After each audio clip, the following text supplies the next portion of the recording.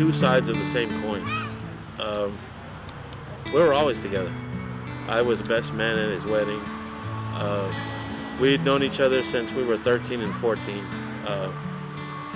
And it was heartbreaking when he died. You know, it was really unexpected. He wasn't larger than life, but in our circles, everybody knew him, and you either loved him or you hated him.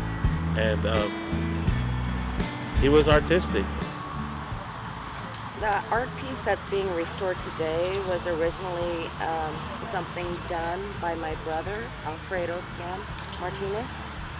East Austin artists were just not promoted as well as given the opportunities to continue on their art here in our community. And can you tell me a little more about Skam? Who was he and what did he mean to the community? He was an originator artist that started back in 83, 84.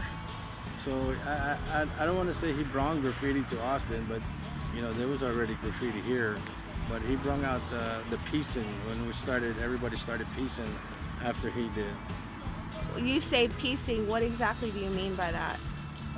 Graffiti piece, such as that one, that's a piece right there. Oh, I see. So when you say piece, you mean more of like a masterful art form. Yeah, doing your name in broad colors and outlining it out now. So he kind of started that here in Austin, yeah. It's kind of like a different genre of graffiti. Right. Well, I mean, it comes from New York, you know. Ozzy Graffiti comes from New York. He was from New Jersey. So he kind of brought it down here with him. I see. What graffiti was here before he inspired this new form of graffiti? Well, it wasn't nothing like this. You just had your scribble scrabble on the wall, your little 2-3 blow up letters, but nothing like you got now where they're graffiti pieces. But as far as the mural goes, we were trying to hold on to a piece of history. Alfredo painted in 1990. It's one of the oldest graffiti murals around. It's still in existence. And plus Al was one of the founder of graffiti here in Austin, so he got me started. And therefore we taught a lot of other people. So as far as the graffiti movement, this mural means a lot because of Al and for Austin, you know, so it's a big thing. Graffiti transcends boundaries. It crosses lines that in most instances, in a lot of art, you can't do that. But in this instant, it does. I mean, it's rich and poor, it's black and white, it's Mexican, it's Puerto Rican, it's all kinds of people coming together. It's a raw art form. I mean, it's expression from the core, so it holds a lot as far as the connection to the person that is writing or painting the mural. I got to know Al when I was 13 through friends.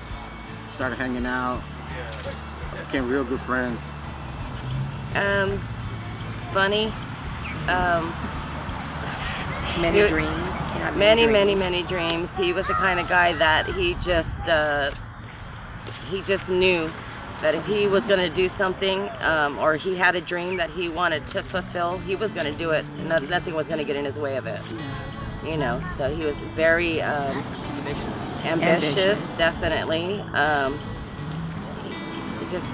We have an interview here that he told the lady who interviewed him exactly what he wanted to do with his life. He was about to launch a comic strip right here, and it's pretty explicit and pretty on key, you know, where his dreams were and what he wanted to do.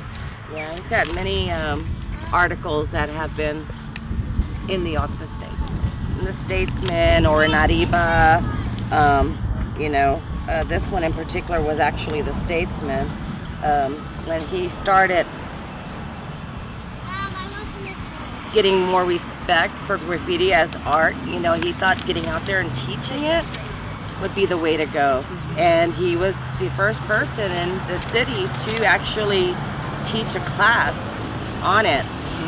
You know, he started from the point where he would sneak out in the middle of the night and go downtown and, you know, put up what they would call burners back in the day, without anybody knowing. And then of course you wake up the next day and you're like, where did this come from? And he actually, the first notice that he got, we were actually at home, I think, but there was actually a report done. I don't remember which TV station it was, but it was literally the news person saying, we want to know who this person is putting up these this artwork downtown Austin, you know, because he'd reach high, he'd climb high to do these on a blank wall.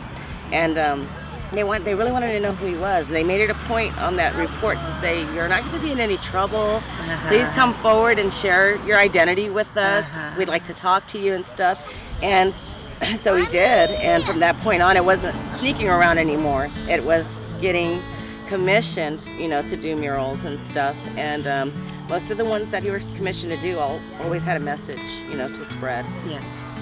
They were always very positive, you know.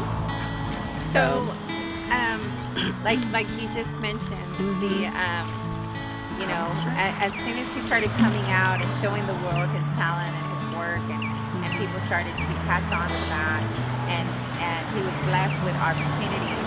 He was. As you're using his family, and you started to see that in your son and in your brother,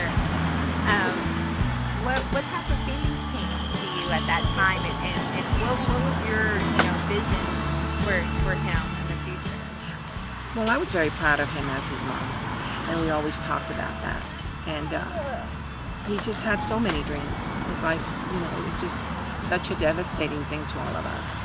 You know, such a person with so many ambitions and so many dreams that he never got to reach. But I think the short time that we had him for, we are very proud of him. He did share, you know, with the community. He was a mentor to many people, many young graffiti artists out here. Everywhere I go, I think I have come across so many people that I didn't even know knew my son, and have always told me, wow, Skam was a great guy, and nothing negative ever to say about him. Everything I've come across has always been a positive thing. So for that, you know, I'm very proud of him. He had his own dreams, and like my daughter said, he would not ever let anyone stop him. He had his dreams, and he was going to go for it. And you know, his art speaks for who he was. So for that, we're very proud. And we're very thankful that the community has come out here and that they're doing this for him. It makes us, we're overwhelmed. We are very thankful.